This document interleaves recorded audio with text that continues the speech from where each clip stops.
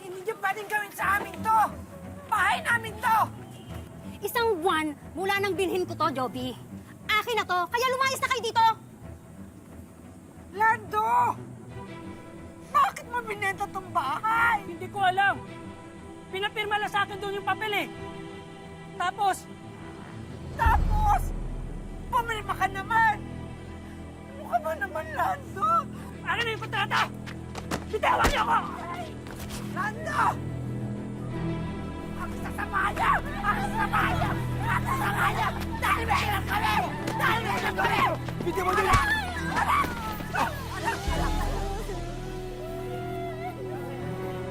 At kapag hindi kayo umalis dito, idedemanda ko kayo ng trespassing. Kaya layas! Lumayas kayo dito! Ano gawin sa amin sa? Isusumbong ko kayo sa barangay! Bahala kayo! Tingnan natin kung sino kakampihan ni Kapitan. Sasamahan niya, ha? Dahil may hirap kami!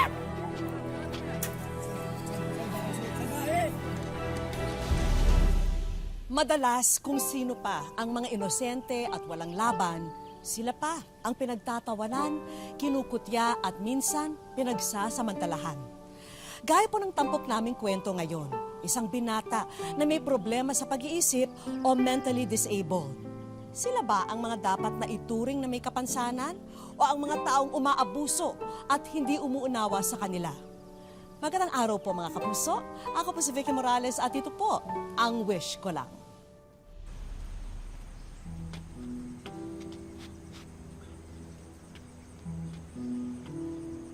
sabi ni McCoy, pwede raw tayo rito tumirang muna sa sira niyang jeep. Hanggang kailan tayo magiging ganito, Lando? Gumawa ka ng paraan para mabawi yung bahay natin. Bakit kasi pumilma ka ng kontrata? Hindi mo malang inisip kung para saan yon? Ano? Lando! Lando!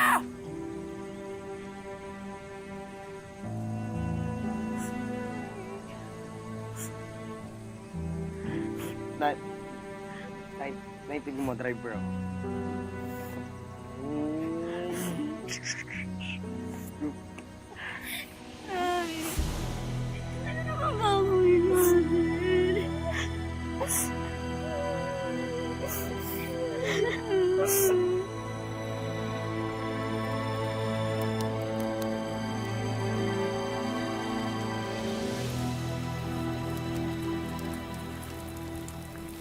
Nay! Ano po? Ano po, Nay? Nay, kamusta naman po yung lakad niyo? Mukhang hindi na natin mababa yung bahay natin.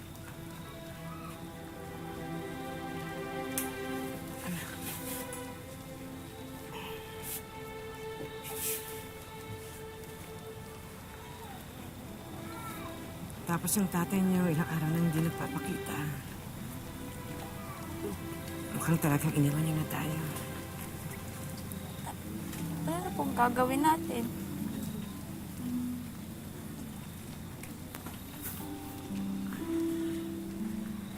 Mga anak, plano ko sana na umuwi muna sa Albay doon sa probinsya natin. Kaya lang, hindi ko naman kayang buhayin kayong lahat. Kaya, naisip ko na siguro mas mabuti kung iiwan ko na lang muna kayo sa mga tiyahin niyo. Habang naghahanap ako ng trabaho at saka nag-iipon ako. Tapos ikaw, JR, doon ka na lang muna sa lola mo sa Mandaluyong, ha? Kay Lola? Sige, sige.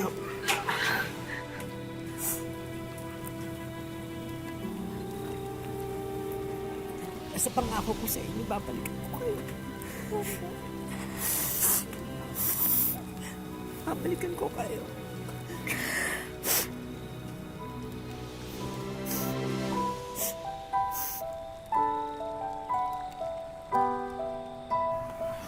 Jason. Apa dito? Ay, Jason, ito si JR ha, anak ni Tita Juby mo. Tutulungan ka niya dito. JR, ito si Jason, pinsan mo ha. Sheila, bahala dyan. Ay, naku, wag mo siya tuturuan ng mga kalokohan, Jason ha. Ako pa ba? Kilala kita. Oh, bahala na kayo dito ha. JR, ha? Uwi muna ako ha. Sige la, Ikaw ha? ingat po.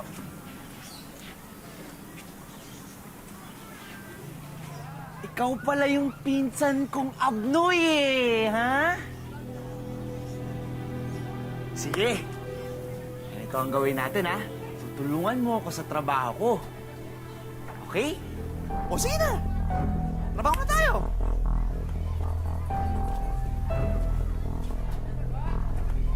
O, ingat, ingat. Ingat. Balik mo dun.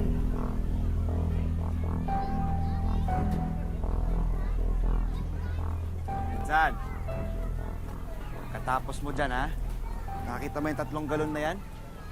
I-deliver mo yan kay Mrs. Torres, ha? Di ba ikaw yung taga-dala ng tubig doon? Nagreklamo ka ba? Kuya mo ako, di ba? Dapat sinusundan mo lahat ng sinasabi ko. Wisit ka naman, no?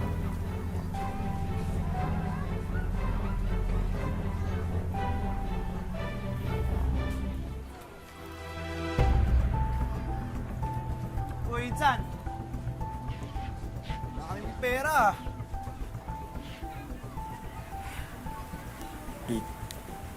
Ipon ko para pag balik nanay may pera.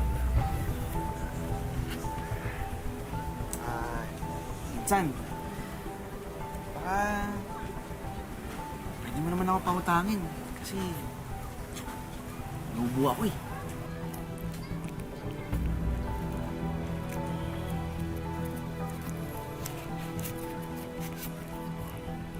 Uy, Insan! Salamat ha! Nabis ka talaga! Promise, babalik ko to sa'yo. Oh, bili mo na ako ng gamot ha! Sige, baka muna!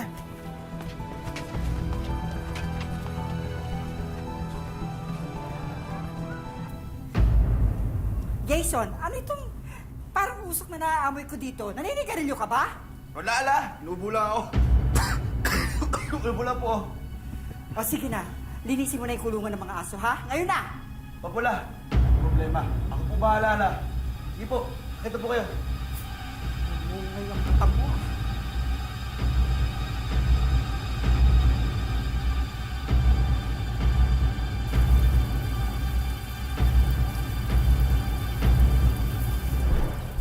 Insan! Insan! Bilisin mo daw maigi yan, ha? Bilin ni Lola, wala daw matitira na kahit dumi dyan.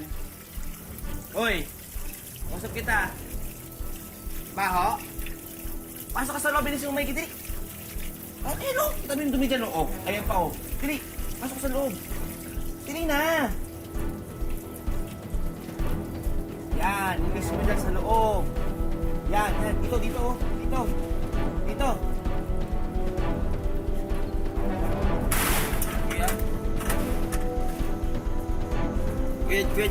Kuya, labas. Pwede nilang bakit kayo! Ha? Yung mukhang aso tulad mo!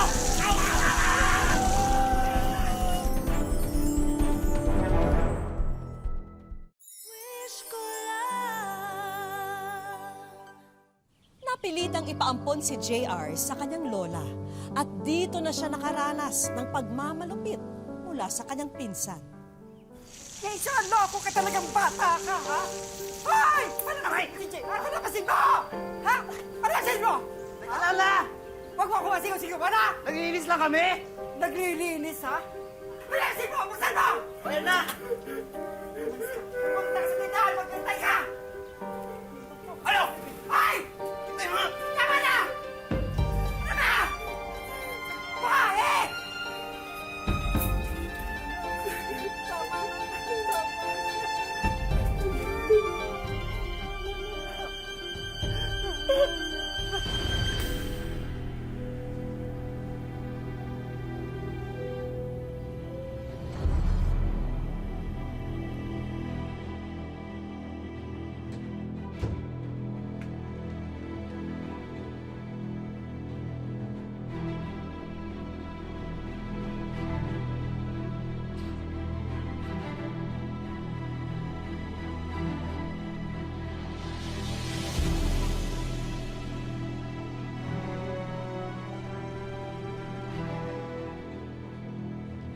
Saan yung pera ko? Saan yung pera ko? Wala yung pera ko. Pera ko! Pera ko! Asan ang pera ko?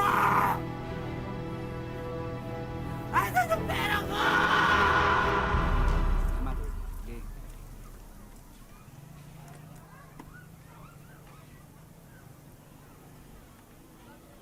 Oh. Nakasimangot ka dyan. Alam ko na yan. Siguro namimiss mo yung nanay mo, no? Alam mo, Insan, may gamot ako para dyan. Para dyan sa lungkot mo. Sigurado ako, pag kinamit mo tong gamot na to, mawawala yung lungkot mo, Insan. Promise!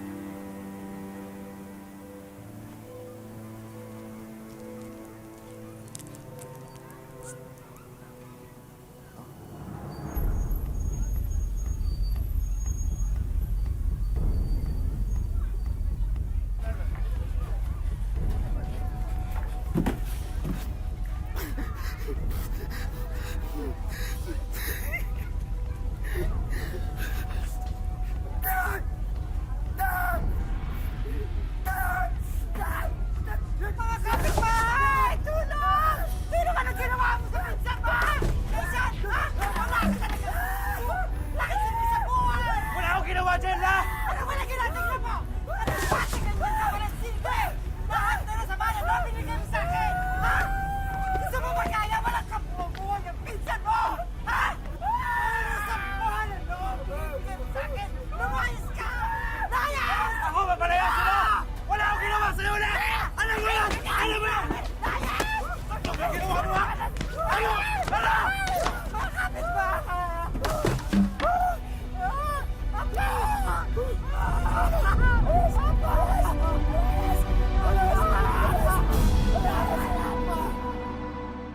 Pinatikim si JR ng ipinagbabawal na gamot.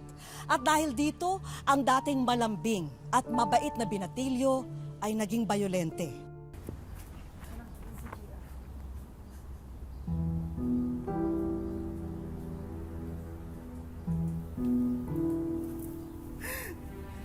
Si nanay ito.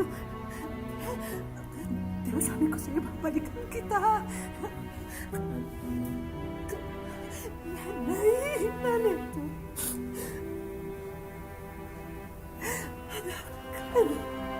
Nanay, ako?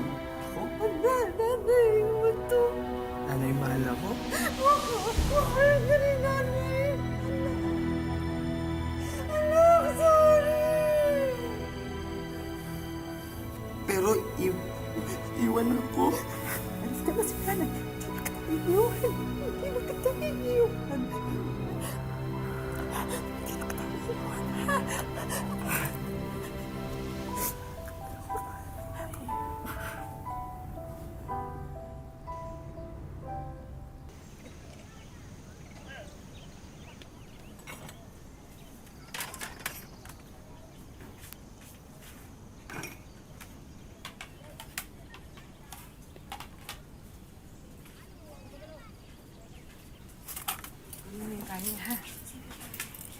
Nanay?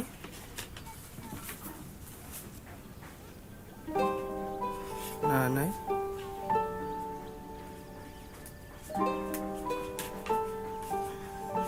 Nanay? Kuya, kilala mo na ba ako? Monica? Eh ako kuya, sino ako? Mayra? Eh ikaw, sino ka kuya? JR? Ako JR? Oo. Nanay? Monica? Mayra? Nanay, Monica, Mayra. Jason? Sigurado ako, pag kinamit mo tong gamot na to, mawawala yung lungkot mo, Insan. Jason?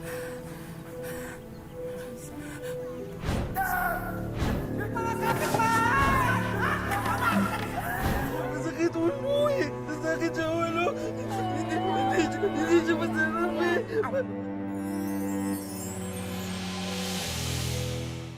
Wish ko lang. Jason? Jason? Sabi Jason, masarap daw. Sabi Jason, masarap daw.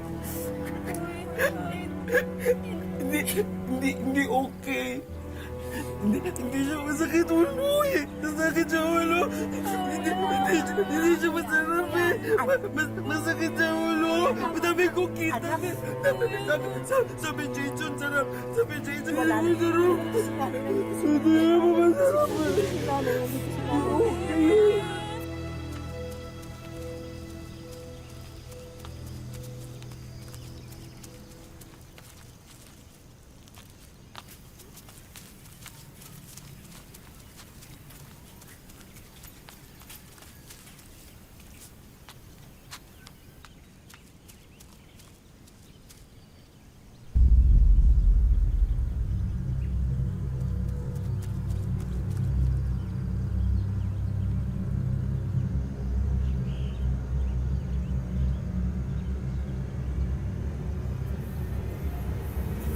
Pasok na tayo sa loob, anak. Kain na tayo.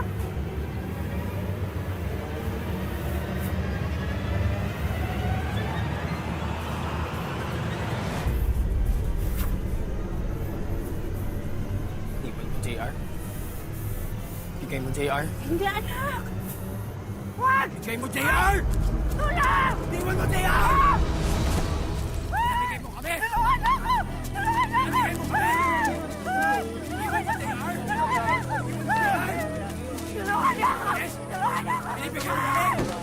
Binibigay mo kami!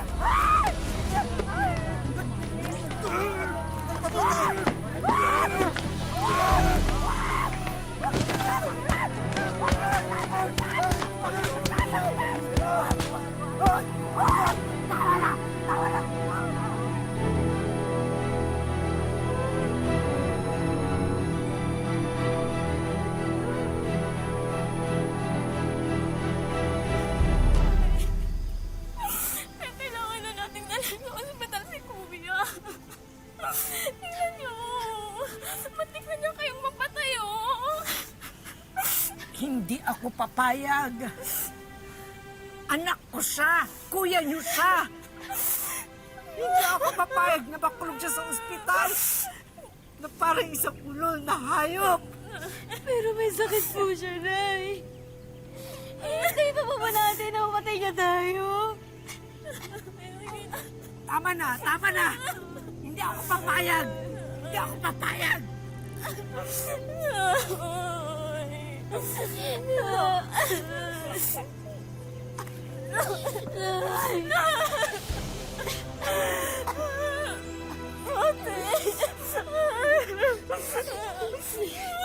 Wala ang kuya niyo.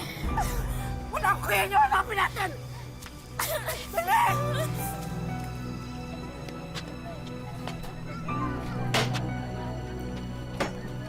Malaga!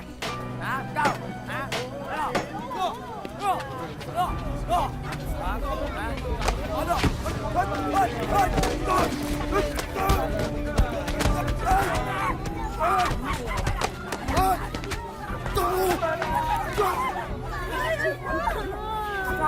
Delikado na yung anak mo, Aling Juby. Pakulong mo na kasi yan.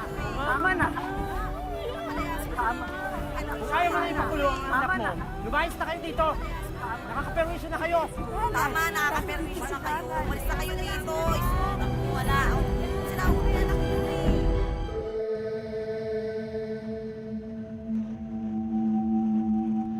Dito sa barangay Masarawag, Ginobatan, Albay, isang lalaki ang tila pinangingilagan ng kanyang mga kapitbahay. Tatakot kami dyan kasi ano baka mangbato. Kahit pasin dyan. Kung inaabutan siguro ng isip. Ginaganon ako, tapos sabi niya sa akin, ng bato, sabi ko, ano ba, GRB ko, baka matamaan mo ako. Tapos umalis siya. Sa video na ipinadala sa aming programa, makikita si JR na nagwawala.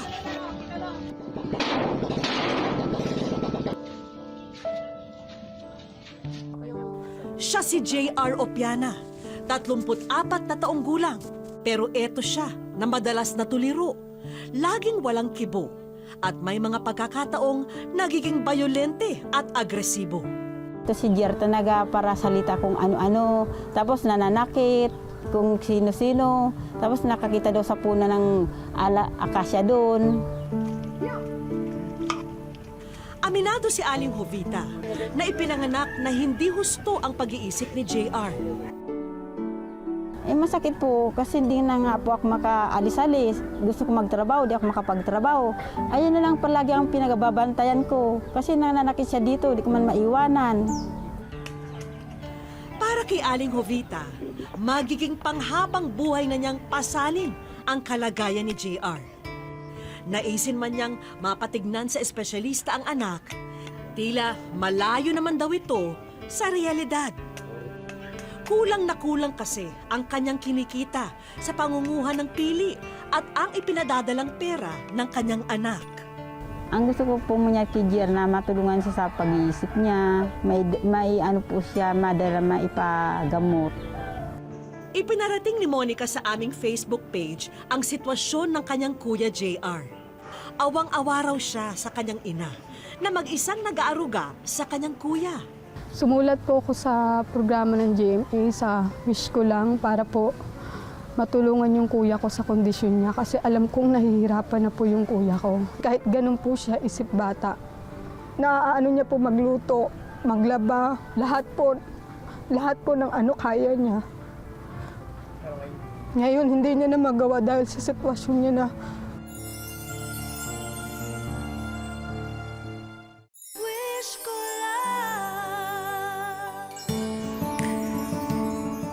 Kalmado uli si JR nang muli namin siyang balikan. At kasama namin si Ma'am Mariam Bunaw, ang head ng Municipal Social Welfare and Development Office ng local government ng Ginubatan. Papa-doktor kita niya.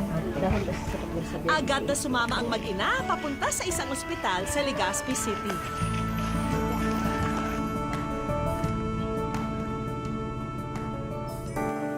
May appointment kami sa kaibigan naming psychiatrist.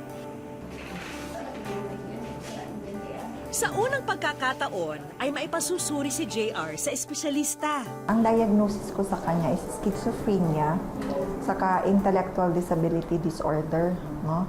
Yung schizophrenia dahil doon sa simptomas na nagsasalita siya mag-isa, no? Nagiging violent siya. Panghabang buhay raw ang kondisyong ito. Pero sa tulong ng medikasyon, maaari namang maging manageable at functional pa rin ang isang taong may schizophrenia. Ang goal natin dyan sa management is that pag binigyan natin siya ng gamot, kung ano yung dati niyang nagagawa, yun yung una natin na gustong i-attain. Nagbigay si Doc at ang ospital ng libreng gamot para kay JR. At kung magiging regular ang pagpapacheck up at pag-inom ni JR ng gamot, maiwasan daw ang pagsumpong ng kanyang kondisyon.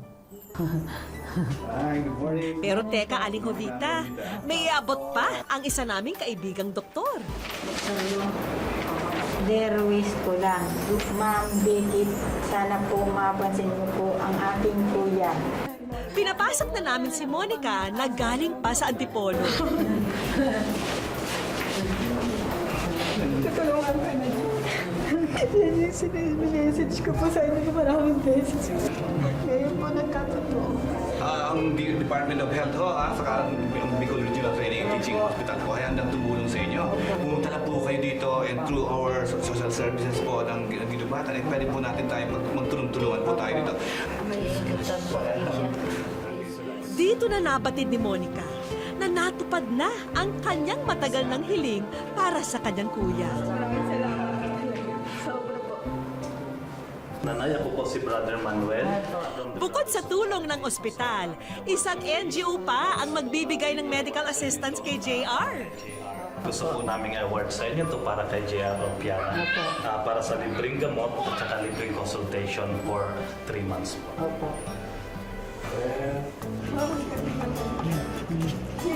At hindi pa natatapos ang aming sorpresa. JR, Aling Jovita, pagdamutan niyo na po ang sandamakmak na groceries na ito na maaari niyong ibenta. Dinagdagan na rin namin po ng ihawan business. Mama, thank you po. Sobrang thank you po. Wish ko lang. Opo, at kaya yan po ang gusto ko talaga sa amin na magkaroon ako ng kabuhayan. Ako masayang-masaya ako tayo na paghahanap buhayan. Sobrang salamat. Ngayon lang po nangyari sa buhay po namin. Tanggapin niyo rin po ang karagdagang medical assistance na mula pa rin po sa aming programa. Hindi mapapantayan ang ligaya ni na Aling Jovita ng mga oras na yun. Ngayon, mas nakikita nila ang pag-asa na manunumbalik ang dating sigla ni JR. Hindi dapat katakutan, pagtawanan at lalong hindi dapat abusuhin ang mga kagaya ni JR. Dahil mas kailangan nila ang ating pangunawa, pagtsatsaga at kalinga. Hanggang sa susunod na Sabado mga kapuso, ako po si Vicky Morales at ito po ang Wish Ko Lang.